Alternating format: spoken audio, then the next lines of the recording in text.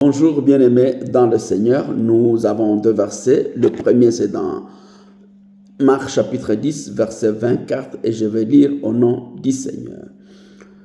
Les disciples furent étonnés de ce que Jésus parlait ainsi et reprenant, il leur dit: mes enfants, qu'il est difficile à ceux qui se confient dans les richesses d'entrer dans le royaume de Dieu. Le deuxième verset bien-aimé, c'est dans 1 Timothée chapitre 6 verset 10 et je vais lire au nom du Seigneur. Car l'amour de l'argent est une racine de tous les maux et quelques-uns en n'étant pas possédés se sont égarés loin de la foi et se sont jetés eux-mêmes dans bien de tourments. Et nous avons intitulé le message d'aujourd'hui, le règne de Dieu ou celui de l'argent. Bien-aimé, l'une des prières les plus souvent récité dans le monde chrétien est le Notre Père. Il contient cette demande, que ton règne vienne. Il est difficile de penser qu'elle soit toujours prononcée avec un désir sincère, tant sont nombreux ceux qui courent vers un autre règne bien-aimé dans le Seigneur, celui de l'argent.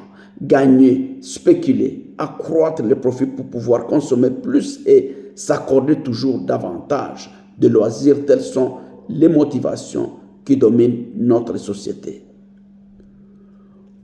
Pourtant, Jésus a dit, comme il est difficile pour ceux qui se confient dans les richesses d'entrer dans le royaume de Dieu, il est facile.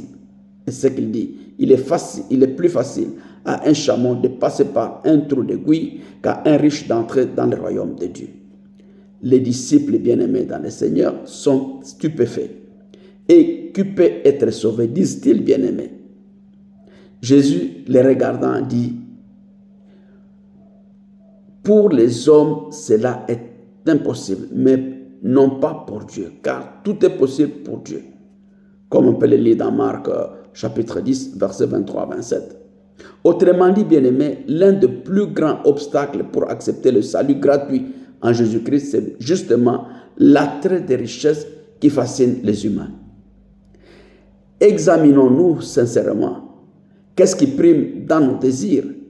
L'argent, les intérêts matériels, souvent passagers et décevants, ou bien le règne de Dieu. Bien-aimé, un jour Jésus régnera sur la planète pour y établir enfin la justice et la paix. Mais dès aujourd'hui,